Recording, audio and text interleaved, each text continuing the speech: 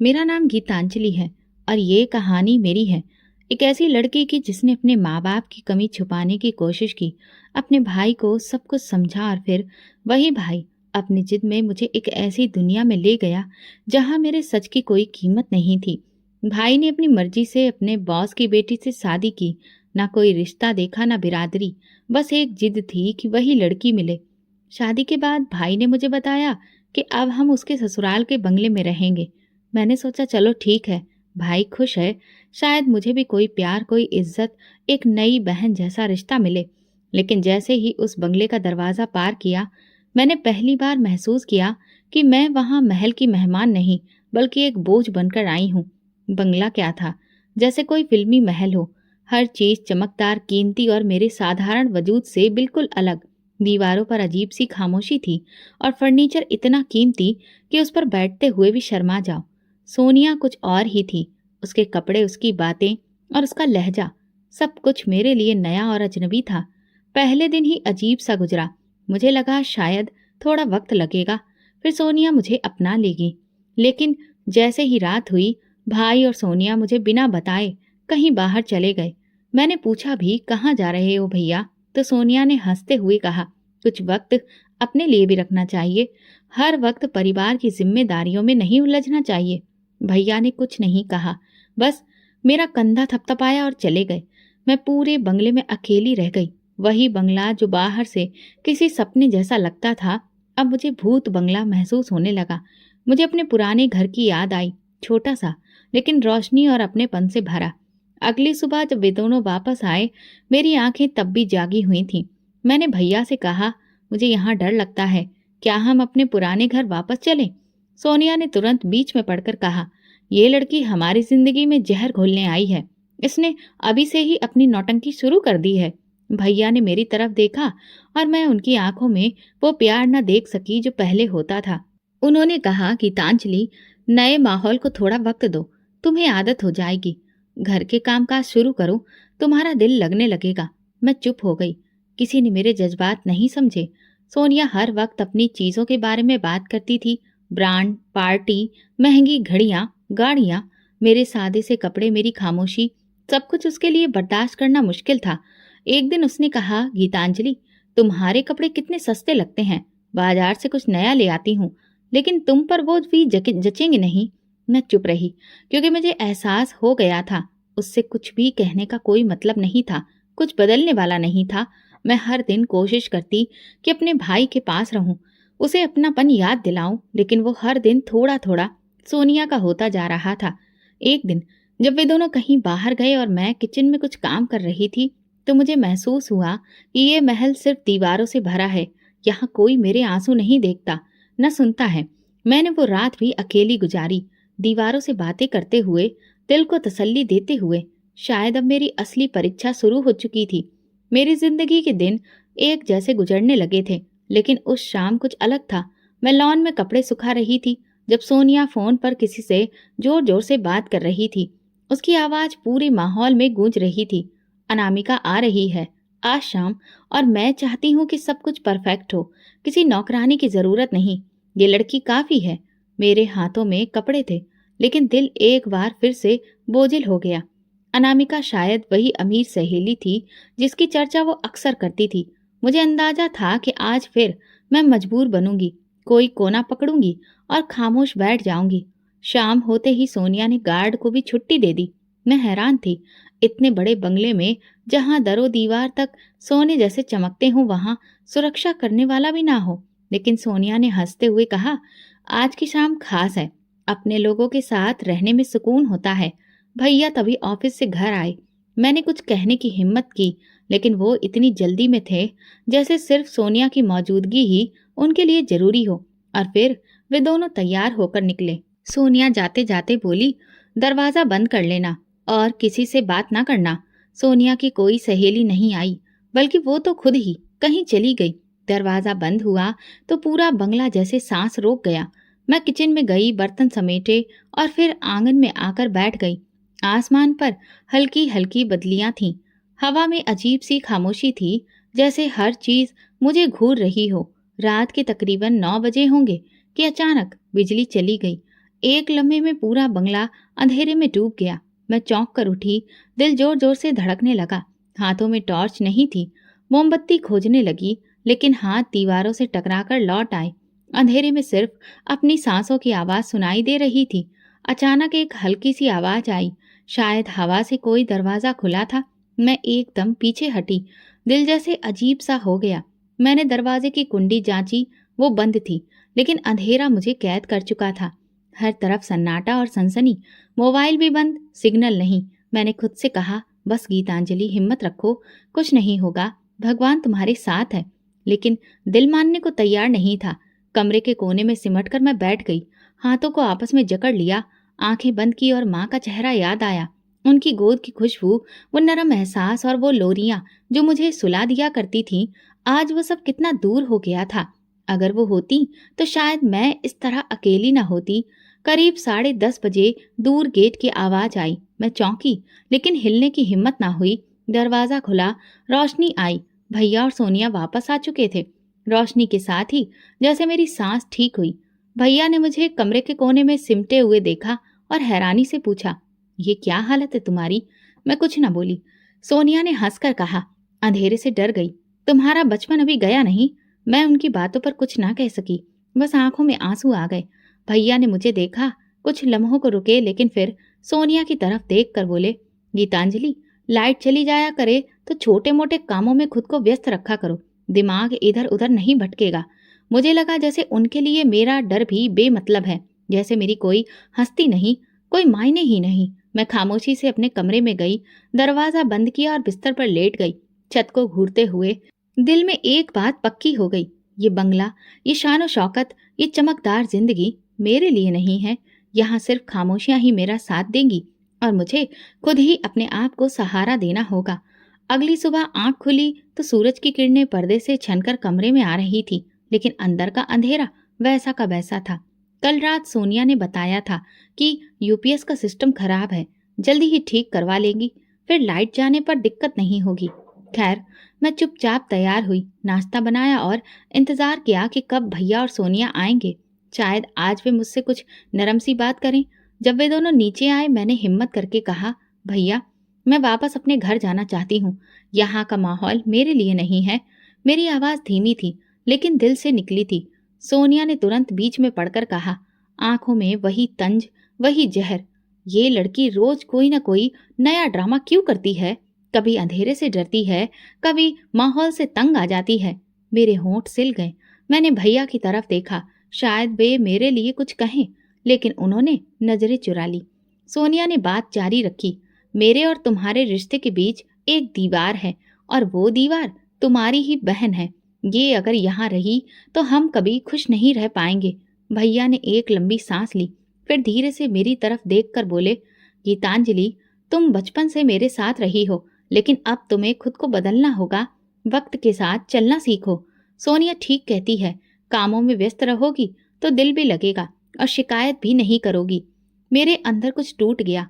उसी दिन शाम को सोनिया ने मुझे किचन के काम सौंप दिए। आज बिरयानी बनानी है, अच्छी सी, मेरे पापा आ रहे हैं, और हाँ, प्लेटें चमकनी चाहिए जैसे होटल में होती हैं। मैं बिना कुछ कहे काम संभाल लिया। हाथ चल रहे थे, दिल कहीं और था। रात को जब सोनिया के पापा आए, मैं खुद को कमरे तक ही समेट कर रखे हुए थी। बाहर खूब ठहाके लग रहे थे और मैं अपने कमरे में सिमटती जा रही थी। उस रात जब मैं बिस्तर पर लेटी तो नींद आंखों से गायब थी। दिल ने यही तय किया कि मैं खामोश रहूंगी, चुपचाप रहूंगी, लेकिन अपनी पहचान नहीं भूलूंगी, क्योंकि मैं बोझ नहीं, भाई की जिम्मेदारी थी जिसे उसने खुद से काट दिया। उस दिन के बाद मैंने खुद को कमरे तक ही सीमित कर लिया। किचन सफाई और छोटे मोटे काम, बस यही मेरी दुनिया रह गई। कभी कभार भाई सामने आता तो आंखों में एक लम्हे के लिए नरमी दिखती, लेकिन फौरन सोनिया की आवाज उस नरमी को रौंद देती। मैं जान चुकी थी कि अब मेरे रिश्ते, मेरा प्यार, मेरे शब्द सब बेमानी हो चुके हैं। उस सुबह सोनिया तैयार हो रही थी। कमरे में कीमती खुशबू बिखर चुकी थी, महंगी ज्वेलरी और कपड़ों का ढेर। मैं दरवाजे से हटकर दीवार से लगी खड़ी थी कि उसकी आवाज गूंजी, गीतांजलि, ड्राइंग रूम की धूल साफ कर दो, मेरी सहेलियां आ रही हैं, और हाँ, तुम सामने मत आना, तुम्हारी शक्ल देखकर उनका मूड खराब ना हो जाए।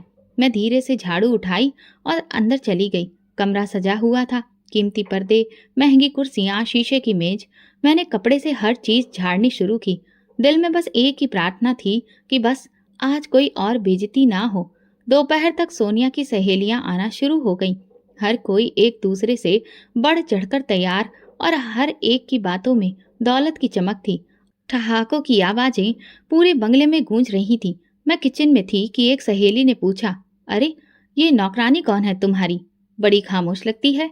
सोनिया की आवाज आई, जैसे उसने यही लम्हा चुना था। हाँ, ये मेरी खास नौकरानी है। बिल्कुल खामोश रहती है और मेरा हुक्म बजाती है। अपने काम से काम रखती है, ज्यादा बोलती नहीं, बस काम करती है। मेरे हाथ में पानी का जग कांप गया। मैंने खुद को मजबूत किया और धीरे से कमरे में दाखिल हुई। टेबल पर पानी रखते हुए मेरी नजरें सहेलियों से मिली।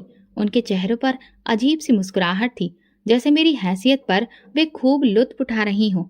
मैं वहीं खड़ी होकर बोली, मैं नौकरानी नहीं हूँ, मैं सोनिया की ननद हूँ, इस घर के मालिक की बहन। कुछ लम्हों के लिए खामोशी छा गई, लेकिन फिर वही हुआ जिसका मुझे अंदेशा था। एक सहेली ने हंसते हुए कहा, क्या तुम इस महल में ननद हो? तुम्हारे कपड़े तो कहीं से भी ऐसे नहीं लगते और ना ही इस महल की चमक से मेल खाते हैं। दूसरी बोली, सोनिया, तुमने वाकई एक गरीब आदमी से शादी कर ली। तुम्हारी इतनी अच्छी परवरिश, इतना ऊंचा स्टेटस, और ये। सोनिया ने जबरदस्ती हंसी में सब संभालने की कोशिश की, लेकिन उसकी आंखों में बेइज्जती की तपिश झलक रही थी। उसके लिए मेरी सच्चाई एक धब्बा थी, एक ऐसी हकीकत जो उसके चमकते होठों को क्या बाहर आ गई थी। सहेलियां जाते जाते मुझे घूरती रहीं, जैसे मैं कोई भूल हूं जो गलती से उनकी दुनिया में आ गई हूं। शायद मेरे सब्र का पैमाना भर गया था, लेकिन मैं टूटूंगी नहीं। मुझे अपनी माँ याद आई, जो कहती थी, बेटी, अगर कोई तुम्हें नीचा दिखाए तो तुम और ऊंचा उठकर दिखाना, लेकिन शोर किए बिना। आज मैंने पहली बार फैसला किया कि मैं सोनिया की गुरूर की गूंज में अपने वजूद को दबने नहीं दूंगी। चाहे जितने दिन लगे, मैं खुद को, अपने अधिकार को और अपनी पहचान को वापस पकड़ कर रहूंगी। शाम ढल चुकी थी। बंगले के ड्राइंग रूम में महंगे कालीन पर पड़े कदमों के निशान और कांच के गिलासों की खाली आवाज अभी भी सन्नाटे में गूंज रही थी। सोनिया की सहेलियां जा चुकी थीं, लेकिन उनकी बातों का जहर अब भी दीवारों में सांस ले रहा था। मैं किचन में बर्तन समेट रही थी। हाथ काम कर रहे थे, दिल कहीं और था। आज जो कुछ हुआ वो सिर्फ बेइज्जती नहीं थी, वो मेरे वजूद पर एक ऐसी मार थी जिसका खून शायद बरसों तक बहता रहेगा। मैं खामोशी से जग धोती रही, चम्मच संभाली और आंखों की नमी छुपाती रही। दरवाजा एक जोरदार धमाके से बंद हुआ। अगले ही पल सोनिया किचन में दाखिल हुई। उसका चेहरा गुस्से से लाल था, आंखों में चिंगारियां और कदम तेज। वो मेरे बिल्कुल सामने आकर रुकी और उसकी नजरें मेरी आंखों से टकराईं। बहुत हिम्मत आ गई है तुम में, गीतांजलि। तुम हो कौन? क्या हैसियत है तुम्हारी जो मेरी सहेलियों के सामने जुबान चला रही थी? तुम्हें ये अधिकार किसने दिया कि मेरी इज्जत मिट्टी में मिला दो? मैंने नजरें झुका ली। होठों पर खामोशी का पहरा था, लेकिन दिल किसी बगावत में जल रहा था। जवाब दो। उसकी आवाज बुलंद हुई और फिर लम्हे भर में उसका हाथ मेरे चेहरे पर आकर पड़ा। एक तेज जलता हुआ थप्पड़ जो सिर्फ मेरे गाल पर नहीं, मेरी आत्मा पर लगा। मेरा सर एक तरफ को झूल गया और आंखों के सामने सब धुंधला हो गया। एक पल को लगा जैसे वक्त थम गया हो। बर्तनों की आवाज रुक गई, हवा रुक गई और मैं बस वहां खड़ी रही। अपनी औकात में रहो, वो चिल्लाई।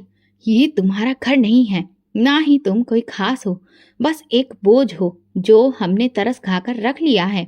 आइंदा जुबान खोली तो। मैंने धीरे से नजरें उसकी तरफ उठाई। कुछ लम्हों के लिए वो ठिठक गई। शायद मेरी आंखों की नमी में उसे कुछ नजर आया, शायद मेरी खामोशी में कोई सवाल छुपा था, लेकिन वो बिना कुछ कहे पलटी और बाहर चली गई। मैं वहीं खड़ी रही। हाथ चूल्हे पर रखे थे, लेकिन दिल कहीं और जा चुका था। आंखों से आंसू निकले बिना बहने लगे। ये वो आंसू थे जो आवाज नहीं करते, बस अंदर ही अंदर सब कुछ बाहर ले जाते हैं। मेरे कदमों ने खुद को खींचकर कमरे में पहुंचाया। दरवाजा बंद किया और मैं कालीन पर बैठ गई। खुद को समेट लिया, जैसे अपने अंदर छुप जाना चाहती थी। मैं नहीं जानती थी कि एक ननद को इतनी बेइज्जती सहनी पड़ेगी, कि उसे नौकरानी बनाकर पेश किया जाएगा और सच बोलने पर थप्पड़ मारा जाएगा। मुझे अपनी माँ की बातें याद आने लगी। बेटी, इज्जत कभी मांगने से नहीं मिलती, वो कमानी पड़ती है। लेकिन ये दुनिया कैसी थी जहाँ सच बोलने पर बेइज्जती होती थी और झूठ बोलने वालों को ऊंचे पायदान पर बिठाया जाता था। रात को भैया कमरे में आए। उनकी आंखों में कुछ झिझक थी। उन्होंने मेरे चेहरे की तरफ नहीं देखा, बस आकर बैठ गया। गीतांजलि, वो सोनिया थोड़ी गुस्से वाली है, लेकिन दिल की बुरी नहीं है। तुम कुछ बर्दाश्त कर लिया करो। घर के सुकून के लिए कभी कभी चुप रहना बेहतर होता है। मैंने कुछ नहीं कहा। उसकी बातों में मोहब्बत की झलक नहीं थी, बस समझौते की थी। मेरे गाल पर थप्पड़ का निशान अब भी जल रहा था और दिल में इज्जत का वो जख्म था जिसका कोई मरहम नहीं था। मगर मैं जानती थी ये आखिरी थप्पड़ नहीं था। आगे और इम्तिहान बाकी थे।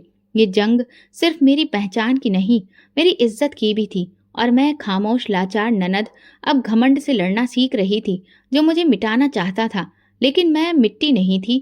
मैं वो बेटी थी जिसकी माँ ने दुआ में सिर झुकाया था। और जब किसी माँ की दुआ किसी बेटी की सुरक्षा के लिए होती है, तो दुनिया की कोई ताकत उसे झुका नहीं सकती। उस थप्पड़ के बाद सब कुछ बदल गया था। शायद मेरे अंदर कुछ टूटकर हमेशा के लिए खामोश हो गया था। मैं दिन भर काम करती, रात को चुपचाप कमरे में जाकर लेट जाती। भैया की नज़र अब भी मुझसे कतराती थी। और सोनिया, वो तो जैसे मेरी मौजूदगी से भी चिढ़ने लगी थी। घर के हर कोने में मेरी बेइज्जती बिखरी हुई थी। लेकिन अब मैं सीख चुकी थी, सवाल नहीं करना है, बस सहना है, झेलना है और जिंदा रहना है। इस खामोशी में एक दिन सोनिया ने ऐलान किया, इस हफ्ते एक बहुत बड़ी पार्टी है। मेरे पापा के बिजनेस पार्टनर्स आ रहे हैं। सब कुछ बेहतरीन होना चाहिए, समझी?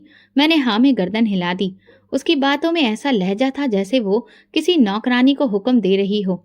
भैया खामोश बैठे रहे, जैसे ये सब एक आम बात हो। सोनिया ने मुझे कामों की एक लंबी लिस्ट पकड़ा दी। किचन के खाने से लेकर मेहमानों के इंतजाम तक सब कुछ मेरे ही कंधों पर था। फिर पार्टी का दिन आया। मैंने सुबह से लेकर शाम तक बिना रुके काम किया।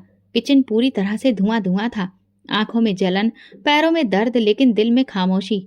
शाम होते ही सोनिया अपनी सहेलियों के साथ तैयार होने लगी। उसकी ड्रेस खूब चमक रही थी।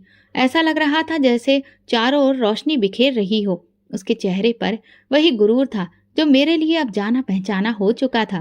गीतांजलि, तुम भी हमारे साथ चलोगी? सोनिया ने अचानक कहा।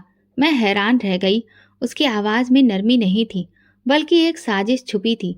भैया ने एक लम्हे को मेरी तरफ देखा, फिर धीरे से बोला, चलो गीतांजलि, तुम अकेली डरती हो ना, साथ चलो। मैंने खुद को तैयार किया। शायद वाकई कुछ बदल जाए, शायद भैया को फिर से मेरी कदर याद आ जाए। मैं मामूली से कपड़े पहनकर तैयार हुई। मेरे पास महंगे ड्रेस नहीं थे और सोनिया ने कभी कुछ लाकर दिया भी नहीं था। जब हम पार्टी में पहुंचे तो वहां सब कुछ बहुत आलीशान था। ढेर सारी चमचमाती रोशनियां, मेहमानों की चहल पहल, हर तरफ शानदार नजारा बिखरा हुआ था। हमारे मेज पर पहुंचते ही सोनिया ने मेरा हाथ पकड़कर रोका। गीतांजलि, तुम उस कोने वाली टेबल पर बैठ जाओ, ज्यादा सामने मत आना और किसी से बात मत करना। मैं चुपचाप वहां चली गई। टेबल पर अकेली बैठी रही। आवाजों का शोर था, लेकिन मेरे आसपास एक खामोश घेरा था, जैसे कि मैं वहां पर मौजूद ही ना हूं। थोड़ी देर के बाद एक मेहमान हमारी मेज के करीब आया और सोनिया की तरफ इशारा करके पूछा, ये लड़की कौन है? सोनिया ने मुस्कुराकर कहा, ओह, ये हमारी पुरानी हेल्पर है। घर के कामकाज में हाथ बटाती है, बहुत वफादार है। मेरे हाथ कांपे, लेकिन दिल में एक बार फिर वही खालीपन उतर आया। मेरा दिल चाहा कि उठकर सबको बता दूं कि मैं कोई नौकरानी नहीं, इस घर के मालिक की बहन हूँ। लेकिन मेरी जुबान जैसे बंद हो चुकी थी। मैं वहीं बैठी रही, नजरें झुका ली और आंखों से एक के बाद एक आंसू बहने लगे। उसी पल एक नरम सी आवाज मेरे कानों से टकराई, आप ठीक हैं? मैंने सिर उठाकर देखा तो एक नौजवान मेरे सामने खड़ा था। लंबा कद, संजीदा चेहरा और आंखों में वो नमी जो ना जाने कितनी मुद्दतों से मुझे किसी की आंखों में देखने को नहीं मिली थी। मैंने हाँ में सिर हिलाया। उसने कुर्सी खींचकर मेरे सामने बैठते हुए कहा, मेरा नाम सिद्धार्थ अरोड़ा है। आप बहुत उदास लग रही हैं, क्या मैं कुछ मदद कर सकता हूँ? मैंने सिर झुका लिया। मेरे आंसू रुकने का नाम नहीं ले रहे थे। दिल चाहता था सब बता दूं, लेकिन जुबान साथ नहीं दे रही थी। मैं बस उठी और उसकी तरफ देखे बिना एक और खाली कमरे की तरफ चली गई। सिद्धार्थ वहीं बैठा रहा, शायद हैरान था या कुछ समझने की कोशिश कर रहा था। मेरे दिल में उसकी मौजूदगी एक नए सवाल की तरह हो गई थी, जैसे बरसों से बंद दरवाजे पर किसी ने धीरे से दस्तक दी हो। लेकिन मैं जानती थी जिंदगी मुझे आसानी से खुशी नहीं देगी।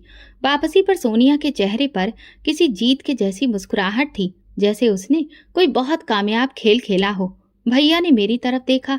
शायद उन्होंने कुछ महसूस किया, शायद वो कुछ कहना चाह रहे थे, लेकिन वही पुरानी खामोशी, वही बेबसी भरी निगाहें। रात को बिस्तर पर लेटी तो सिद्धार्थ का चेहरा बार बार नजरों के सामने आ रहा था। उसकी वो नरम आवाज, वो सवाल, उसका मेरे सामने बैठ जाना, ये सब कुछ मेरे लिए नया था। मैं नहीं जानती थी कि वो कौन है, कहाँ से आया है या उसकी नीयत क्या थी, लेकिन दिल के किसी कोने में एक उम्मीद ने जन्म लिया था। क्या ये उम्मीद मेरा नया इम्तिहान बनेगी, अंधेरे में कोई रोशनी बनेगी? ये तो अब वक्त ही बता सकता था, लेकिन इतना जरूर जानती थी कि उसके एक लम्हे ने मेरे जख्मों पर एक मरहम सा लगाया था, और ये मेरे लिए किसी दुआ से कम नहीं था। सिद्धार्थ की नजर ने जो सवाल मेरे दिल में पैदा किया था, वो अगले कई दिनों तक मेरी खामोशी में घुसता रहा। उसे एक मुलाकात ने जैसे मेरे अंदर कुछ अजीब सा पैदा कर दिया था। 2 दिन बाद सोनिया किसी से कॉल पर बात कर रही थी। उसकी आवाज तेज थी और उसके शब्द मुझे कांच की तरह चुभ रहे थे। जी सिद्धार्थ, वो गीतांजलि? अरे वो तो दरअसल शादीशुदा है, उसका पति दूसरे शहर में रहता है। बस उनके बीच में कुछ मैटर है, इसीलिए वो यहाँ पर है।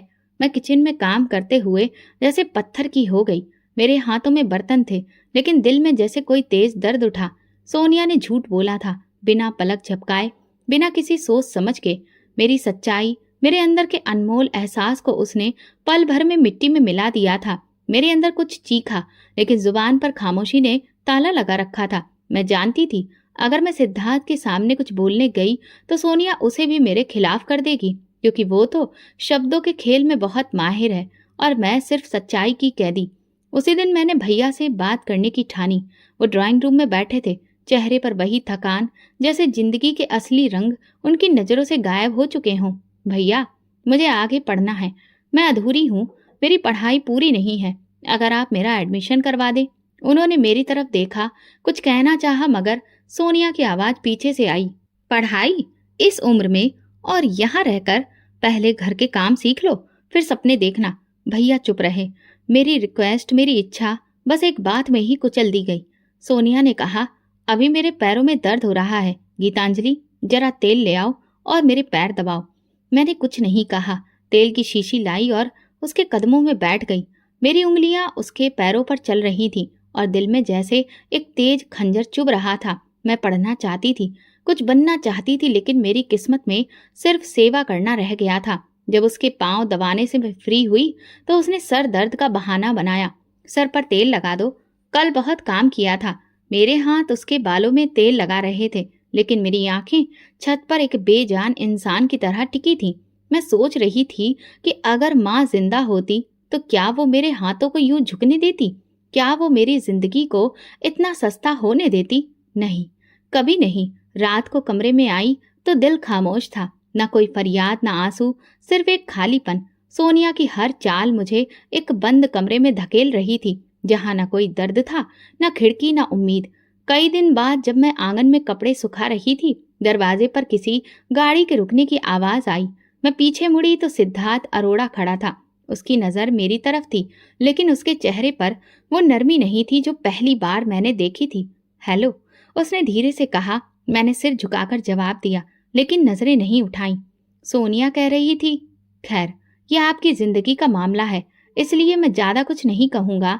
बस इतना पूछूंगा कि अगर कभी बात करना चाहे तो मैं सुनने के लिए मौजूद हूँ। मेरे दिल में हलचल हुई, लेकिन मैं चुप रही। उसकी नजरें कुछ देर मेरे चेहरे पर टिकी रहीं, फिर वो पलट गया। मैं उसके कदमों की आवाज सुन रही थी और दिल में सोच रही थी, उसने यकीन कर लिया।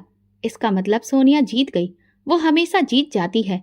उसी रात सोनिया ने मुझे झाड़ू थमाई और कहा, कमरे साफ करो, मेहमान आएंगे कल। और हाँ, अगर कोई पढ़ाई का सपना फिर देखा ना तो याद रखना, तुम्हारा यहाँ रहना भी मुश्किल हो जाएगा। मैंने कुछ नहीं कहा, झाड़ू पकड़ ली। आज मेरी बातों का वजन नहीं था, ना ही मेरी इच्छाओं की कोई कद्र, लेकिन अंदर ही अंदर एक तूफान उठ रहा था। सब्र की वो गहराई जहाँ कुछ सांसें दम तोड़ देती हैं और कुछ नई ताकत बन जाती हैं। मैं वही नंद थी जिसे नौकरानी बनाया जा रहा था, जिसके सिर पर झूठ का पर्दा डाल दिया गया था। लेकिन मेरा सच एक दिन बोलेगा, क्योंकि जो दिल भगवान के पास हो उसका सब्र जवाब नहीं देता। शाम के उस सुनहरे बंगले की दीवार पर अंधेरा गहराता जा रहा था और मेरी दुनिया की कालिख कुछ और बढ़ गई थी। सिद्धार्थ की खामोश नजरों का बोझ अभी तक मेरे दिल पर मौजूद था। उसने कुछ नहीं कहा, लेकिन उसकी खामोशी में भी एक फैसला छुपा था। वो सोनिया की बात मान चुका था। मेरे सच को एक बार फिर झूठ की चादर में लपेट दिया गया और मैं एक बार फिर से हार गई थी। उसी रात मैं डिनर टेबल लगाने में व्यस्त थी। भैया ऑफिस से देर से आए थे और सोनिया हमेशा की तरह बनने संवरने में लगी हुई थी। मैंने खाना लगाया, फिर खुद भी एक प्लेट निकालकर खामोशी से एक तरफ बैठ गई। कमरे में खामोशी थी, लेकिन सोनिया की आंखों में गुरूर की चमक तैर रही थी। मैंने निवाला मुंह में रखा ही था कि सोनिया उठकर मेरे पास आई।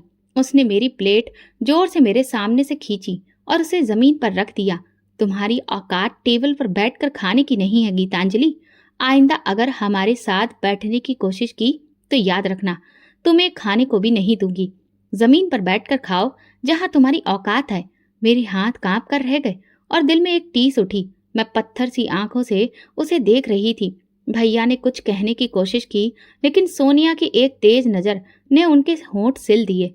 मैंने जमीन पर रखी प्लेट की तरफ देखा। खाना अभी गर्म था, लेकिन मेरी आंखों में बर्फ उतर चुकी थी। मैं धीरे से उठी, प्लेट को वापस उठाया और उसी जमीन पर बैठकर खाने लगी। मेरी आंखों से आंसू नहीं बहे, लेकिन दिल में कुछ चुभ गया। सोनिया ने गहरी नजर डालकर तंजिया लहजे में कहा, देखा, अब ये सीख रही है अपनी हैसियत में रहना। मैंने निवाला मुंह में डाला और पहली बार मेरी जुबान से एक बात निकली जो कि नरमी में लिपटी थी, लेकिन उसमें बिजली की तेजी थी। भगवान से डरो सोनिया, ये दुनिया हमेशा की नहीं। जो गुरूर तुम अपने लहजे में लेकर चलती हो, एक दिन वही तुम्हें मिट्टी में मिला देगा। तुम्हें तुम्हारी दौलत का बड़ा घमंड है ना, लेकिन जिस भगवान ने तुम्हें यहाँ तक पहुँचाया है वो एक पल में सब कुछ वापस ले सकता है। कमरे में एकदम खामोशी छा गई। भैया ने चौंक कर मेरी तरफ देखा। सोनिया के चेहरे पर पल भर के लिए हैरानी आई, लेकिन वो तुरंत हंसकर बोली, अच्छा तो तुम मुझे नसीहत दोगी? ये दौलत, ये बंगला, ये शान और शौकत, ये सब मेरे खून में है। मेरे बाप भी अमीर थे, मेरे दादा भी, और मेरी आने वाली नस्ल भी। तुम्हारी सस्ती बातों से मुझे कोई फर्क नहीं पड़ता। तुम बस अपनी जुबान बंद रखो और काम करती रहो। मैं खामोशी से जमीन पर बैठी प्लेट खत्म करती रही। अब खाने का जायका महसूस नहीं हो रहा था। हारने वाला मेरे अंदर जहर भर रहा था, लेकिन दिल में एक गहरी थकान थी। साथ में एक अजीब सी तसल्ली भी थी। मैं जानती थी कि जो कुछ मैंने कहा वो मेरे दिल की गवाही थी और वो गवाही जरूर सुनी जाएगी। उस रात जब कमरे में आई तो कमरे की हवा बदली बदली सी लगी। महसूस हुआ सोनिया की आवाज अब भी बाहर से आ रही थी। कभी फोन पर बात करते करते वो हंसती, लेकिन मेरे अंदर एक अजीब सी खामोशी थी। मैं चुपचाप बैठकर अपने भगवान को याद करने लगी। अगर मैं गलत हूँ तो मुझे सजा देना, लेकिन अगर मैं सही हूँ तो फिर मेरा सच दुनिया के हर झूठ से बुलंद कर देना। मुझे पता ही नहीं चला कि कब मेरी आंख लग गई और मैं नींद में भी प्रार्थना करती रही। दिल के किसी कोने में एक हल्की सी रोशनी जाग गई थी, जैसे कोई अदृश्य हाथ मेरे माथे को छू रहा था। अंदर ही अंदर एक यकीन बढ़ रहा था कि घमंड जब हद से ज्यादा बढ़ता है तो इंसाफ खुद ब खुद दरवाजा खटखटाने आता है, और मैं उसके दरवाजा खुलने का इंतजार कर रही थी। अगली सुबह वही खामोश दीवारें, वही चेहरे, वही मेरे वजूद को नजरअंदाज करने की आदत। सोनिया के अंदाज में अब नरमी तो दूर की बात, इशारों में भी जहर शामिल होता जा रहा था। उसके शब्दों में नफरत भरी थी, जैसे कि वो अपमानित हो कि मैं पूरी तरह उसकी मर्जी की गुलाम नहीं हूँ, और उसने मेरे सब्र को मेरी कमजोरी समझ लिया था। उसी दिन सुबह के वक्त सोनिया अपनी माँ के घर से लौटी। उसके साथ एक नन्हा सा कुत्ता था, सफेद रंग का, जिसकी गर्दन में नीले रंग का रिबन बंधा था और आंखों में वही गुरूर था जो उसकी मालकिन की नजरों में देखा जा सकता था। ये ब्राउनी है, मेरा बच्चा, सोनिया ने सबको बताया। अब ये भी इसी घर का हिस्सा है और जो इस घर में रहेगा उसको मेरे ब्राउनी की देखभाल करना सीखना होगा। भैया ने बिना कुछ कहे सिर हिला दिया। मैं चुप खड़ी रही, कुत्ते को देखती रही। जब वो सोफे पर चढ़कर मेरी तरफ घूरने लगा तो जैसे मुझे लगा कि वो जान गया है कि मैं इस घर में सबसे कमतर हूँ। शाम को जब सब खाने के मेज पर बैठे, मैं हमेशा की तरह अलग कोने में जमीन पर बैठी अपनी थाली में निवाला बना रही थी कि सोनिया की नजरें बार बार मुझ पर थी। उसके चेहरे पर एक अजीब सी चमक थी, जैसे वो कुछ सोच रही हो। अचानक उसने सीटी बजाई और ब्राउनी को आवाज दी, आओ बेटा, जरा हमारी गीतांजलि की मोहब्बत भी चख लो। मैंने चौंक कर उसे देखा। ब्राउनी मेरे पास आया। उसने मेरी प्लेट की तरफ मुंह बढ़ाया। मैं पीछे हटाना चाहती थी, लेकिन सोनिया ने हाथ के इशारे से उसे बढ़ने दिया। कुत्ता प्लेट के करीब आया और एक झटके में उसने मेरे निवाले को खाना शुरू कर दिया। मेरी आंखों के सामने अंधेरा छा गया। मैं एक पल को खुद को संभालने की कोशिश करने लगी, लेकिन दिल जैसे किसी ने निचोड़ दिया हो। वो प्लेट जिसमें मेरी इज्जत थी, जहां मेरे भगवान की दी हुई रोटी थी, उसे इस कुत्ते के झपट जाने से गंदा कर दिया गया था और मैं बस तमाशा बनकर रह गई थी। सोनिया ने ठहाका लगाया, मेरे ब्राउनी का झूठा खा लो, शायद तुम्हारे अंदर थोड़ा कायदा आ जाए। देखो ना, ये भी मेरे टुकड़ों पर पलता है और मेरे कदमों में बैठकर अपनी दुम हिला पाता है। तुम भी इसकी तरह एहसान मानना सीखो। मेरे हाथ कांपने लगे। मैंने प्लेट एक तरफ सरकाई और धीरे से कहा, ये तुमने अच्छा नहीं किया। क्या बोली? उसकी आवाज बुलंद हो गई। अब तुझे मेरे कुत्ते से भी तकलीफ है? तू इस घर में रहती हो, खाती हो और जुबान चलाती हो। मैंने आंखें बंद की। दिल में एक भारी तूफान लिए खामोश थी। मैं चाहती थी कि सब कुछ ठीक हो जाए, सब कुछ बता दूं, भैया को, सिद्धार्थ को और इस दुनिया को। लेकिन मैं जानती थी कि मेरे शब्द अभी सुने नहीं जाएंगे। मुझे अभी सब्र करना था, क्योंकि कुछ इम्तिहान अभी पूरे नहीं हुए थे। मैं उठी और प्लेट वहीं छोड़ दी। कमरे से निकलते वक्त मेरी आंखों में आंसू नहीं थे, लेकिन आत्मा पर बोझ भर चुका था।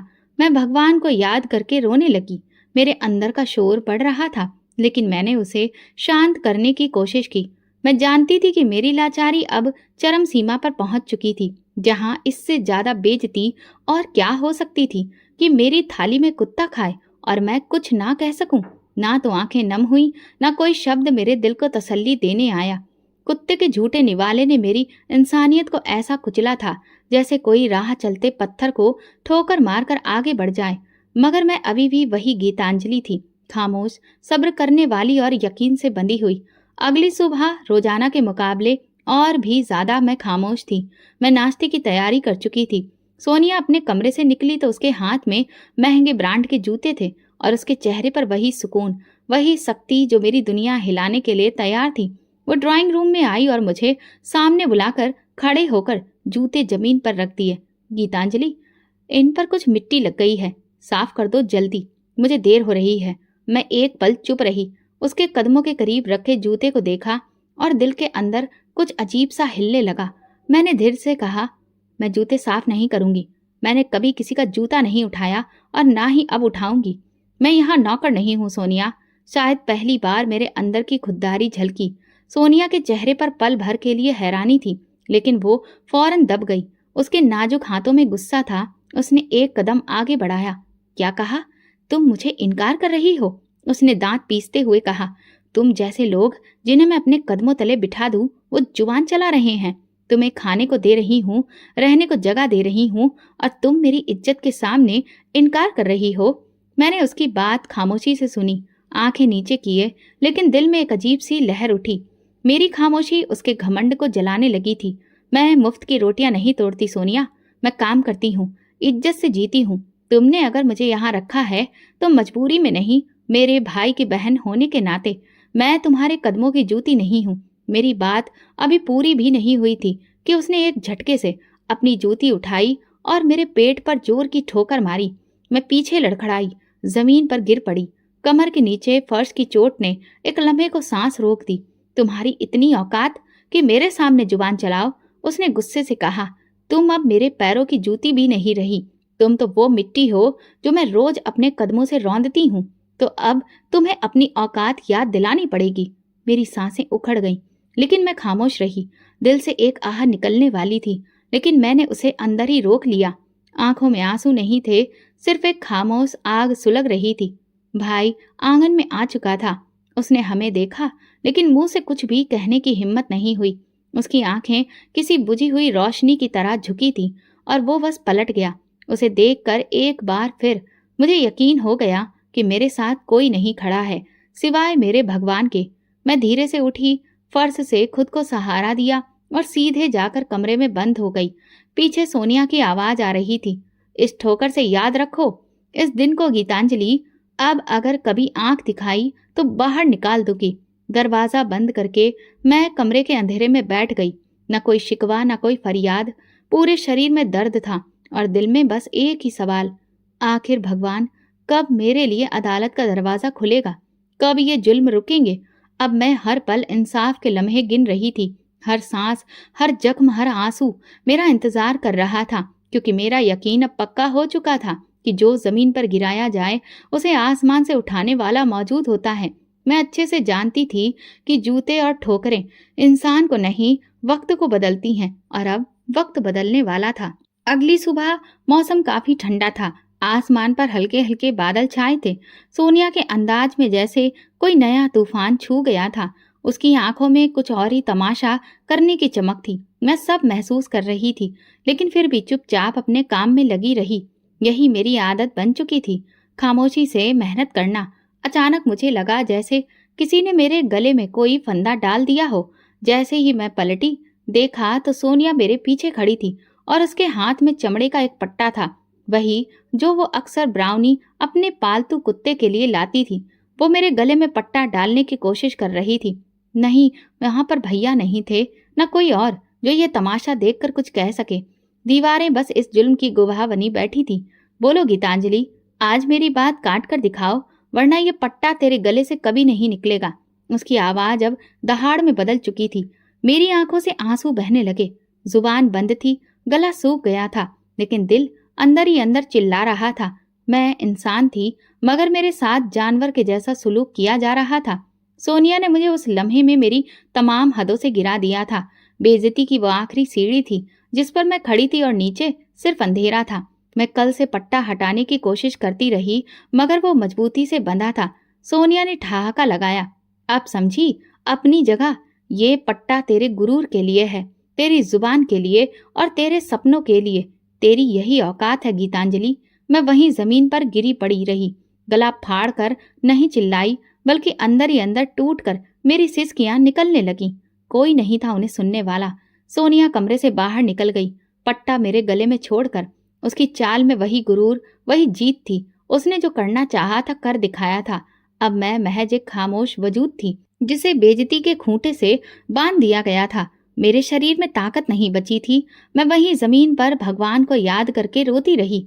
तुम देख रहे हो ना, मैं तुमसे भीख मांग रही हूँ। तुम सब जानते हो, सब सुनते हो, लेकिन मेरी मुश्किलें कम नहीं करते। बस मुझे सब्र दे रहे हो। अगर ये किसी का जुल्म है तो मुझे इस मिट्टी में मिला दो। मेरे हाथ कांप रहे थे, पर दिल में पहली बार एक ऐसी रोशनी महसूस हुई जो इन अंधेरों को चीरने के करीब थी। मैं पूरा दिन कमरे से बाहर नहीं निकली।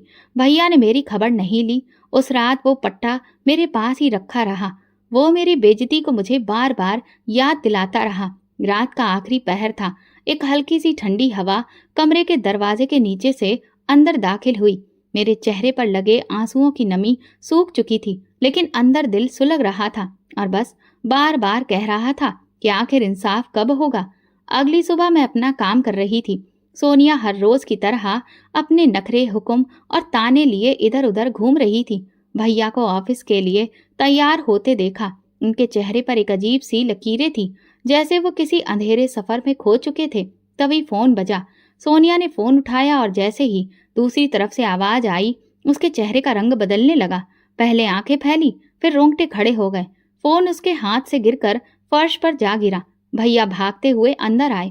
सोनिया को देखा, फिर जोर से चिल्लाए, फैक्ट्री में आग लग गई है, सब कुछ जल गया। भैया के कदम जैसे जमीन से चिपक गए। उनकी आंखों में खौफ जलते हुए नजर आए और सोनिया के चेहरे पर वो गुरूर पहली बार टूटता महसूस हुआ। वो दीवारों को देखने लगी, जैसे कुछ समझने की कोशिश कर रही हो, लेकिन शब्द उसकी जुबान पर रुक गए। कमरे में हड़कंप मच गया। फोन पर कई कॉल्स आने लगे। चेहरे पर पसीना, दिलों में हलचल। कुछ ही देर में खबर पूरी तरह फैल चुकी थी। फैक्ट्री में रात गए शॉर्ट सर्किट से आग लग गई थी। फायर ब्रिगेड देर से पहुंची और जब तक पहुंची करोड़ों का माल खाक हो चुका था। इसके बाद कर्ज लेने की फाइलें खुली। इन्वेस्टर्स ने पैसे वापस मांग लिए और साथ में ये तय हुआ कि जो नया बंगला फैक्ट्री के नाम पर खरीदा गया था वो भी अब जब्त होने वाला है। मैं कमरे के दरवाजे से बाहर की सारी भाग दौड़ देख रही थी। सोनिया की चाल जो हमेशा शान से भरी होती थी, अब घबराहट में डूबी थी। उसकी आवाज से वो ताने, वो गुरूर सब गायब हो चुके थे। वो फर्श पर बैठ गई, सिर पकड़कर बोली, मेरा सब कुछ लुट गया, मेरा बंगला, मेरी इज्जत, मेरी दुनिया। भैया ने उसे सहारा देने की कोशिश की, लेकिन उनकी अपनी आंखों में भी आंसू थे। उनका गुरूर, उनकी मर्दांगी, सब कुछ सोनिया के साये में छिप चुका था। और अब जब वो साया मिट्टी में मिल रहा था, तो भैया भी खुले आसमान तले अकेले खड़े रह गए थे। कुछ दिनों के अंदर सब खत्म हो गया। फैक्ट्री बंद, बंगला जब्त और कर्जदारों की धमकियां आने लगी।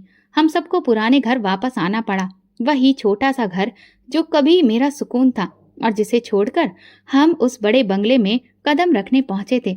जब मैं उस घर की दहलीज पर दोबारा घुसी तो दिल में एक खामोश सुकून था। मैंने पीछे मुड़कर सोनिया को देखा। उसका चेहरा सफेद था, बाल बिखरे हुए और हाथों की मेहंदी जैसे अतीत की बातें बन चुकी थी। वो खामोशी के नीचे दबी थी, जुबान बंद, वही जुबान जो कभी मेरी बेइज्जती के लिए तेज धार तलवार थी। उस रात फिर मैंने भगवान से प्रार्थना की और रोते हुए कहा, भले ही तुम्हारा इंसाफ देर से आया, लेकिन पूरी तरह से आया है। ऐसा कि तुमने सच में उसके गुरूर को तोड़ दिया, जो इंसानियत को भी रौंद रहा था। सोनिया अब अपनी खामोशी में वो सब सुन रही थी जो मैं बरसों से कहना चाहती थी। मैं जान चुकी थी कि प्रार्थना जब सच्चे दिल से निकले, सब कुछ हल हो जाता है और भगवान का तराजू कभी गलत नहीं तोलता। जिंदगी ने एक चक्कर पूरा कर लिया था। वही पुराना छोटा सा घर जिसे हम पीछे छोड़ आए थे, अब हमारे लिए सबसे बड़ा सहारा बन चुका था। फर्क बस इतना था कि इस बार हम अमानत की छांव में नहीं, बल्कि गुरूर की मिट्टी चाट कर वापस आए थे। सोनिया के कदम अब नरम नहीं रहे थे। उसकी नजरें हर किसी से झुकी रहती थीं। वो लड़की जो अपनी हंसी में दूसरों की बेइज्जती ढूंढती थी, अब खामोशी की चादर ओढ़ चुकी थी। भैया ने फिर से पुरानी नौकरी शुरू कर दी, वही पुरानी तनख्वाह, लेकिन इस बार उनके चेहरे पर सुकून का एक साया था, जैसे अब वो उस वक्त को समझ पाए थे जो उन्होंने अपनी बहन को रौंद कर कमाया था। भैया सुबह ऑफिस जाते वक्त मुझे एक नजर देखते, कुछ कहने की कोशिश करते, लेकिन शायद शर्मिंदगी ने उनकी जुबान पर ताला लगा दिया था। घर में खामोशी थी, मगर सुकून था। मेरे लिए कोई हुक्म नहीं था, कोई ताना नहीं, कोई जूता नहीं और कोई पट्टा नहीं।